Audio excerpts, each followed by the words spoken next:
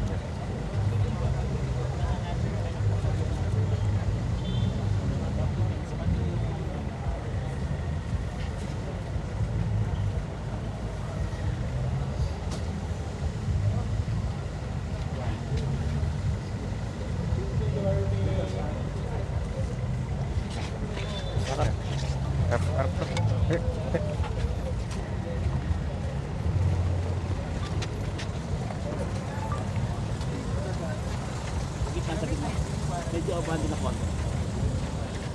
Okay. Sorry.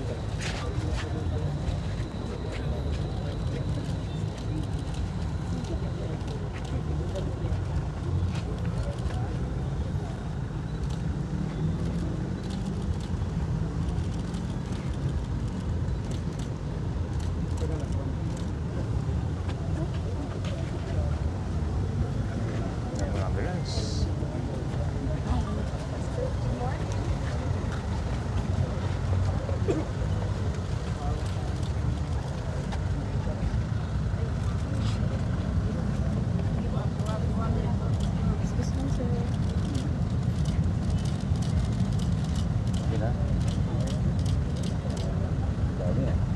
Kailangan sa office.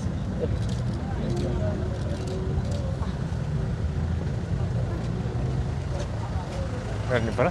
Ano?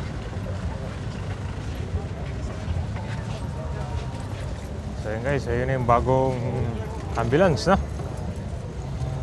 sa Manila.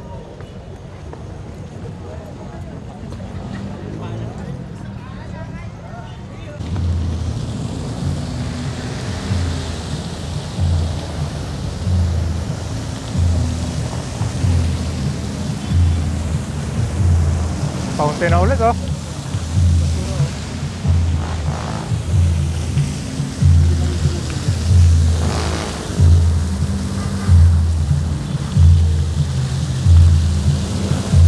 Kaya Nakita naman na yung nakitang basura. kuha tayo.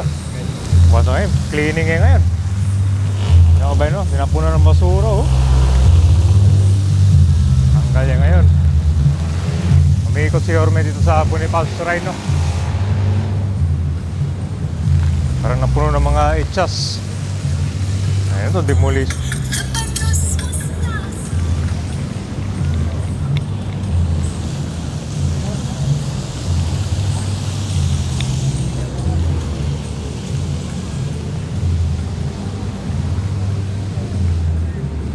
Demolition to ngayon pre. Demolition. Demolish yung basura.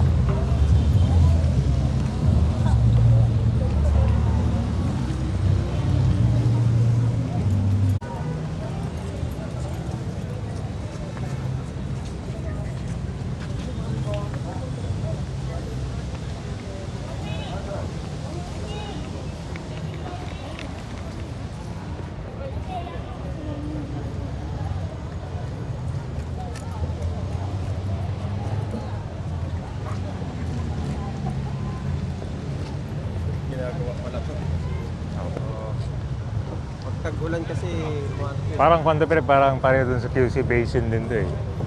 Meron din sa QC yan eh. Ayan. Alright guys, so nandito na tayo ngayon sa Bonifacio Shrine.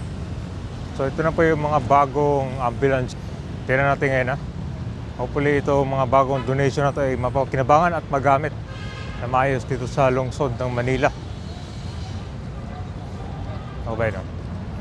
Ito ka high-tech na yung mga modern ambulance yung gagamitin. Ang dami na rin palang ambulance dito, no? So, kaya natin guys kung gaano ka high-tech na to ngayon, ha?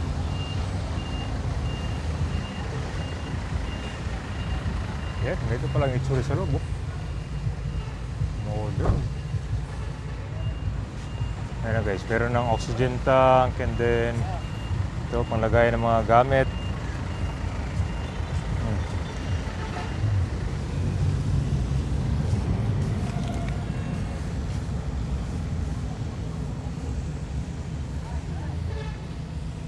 Modern, no?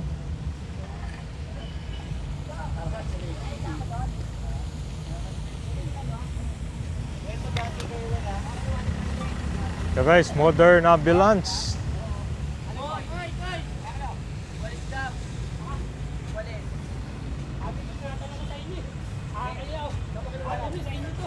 Parang ready to, gagamitin na lang, no?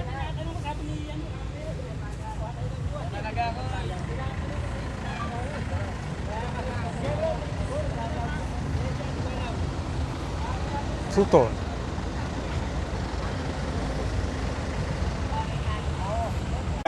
With a total of 16,425. Yung allowance ninyong January to March, makukuha nyo na amounting to 103,289,834. Start of release, March 16 to 19. To our hospital na Sampaloc, 327 of them. Santa Ana Hospital, 685. Jose Abad Santos General Hospital, 697. Gat Andres Bonifacio Hospital, 764. Hospital ng Maynila, 1,261. Hospital ng Tondo, 282. Manila Health Department, 2,479, with a total of 6,495 individuals. Your PhilHealth sharing will be released from January to March of this year, amounting to 71 million pesos.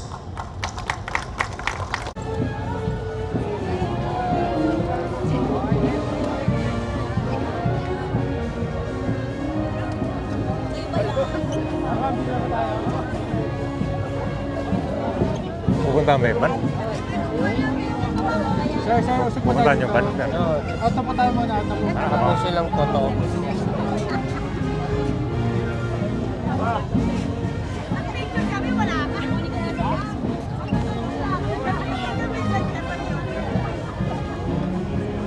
Okay, kayo dito.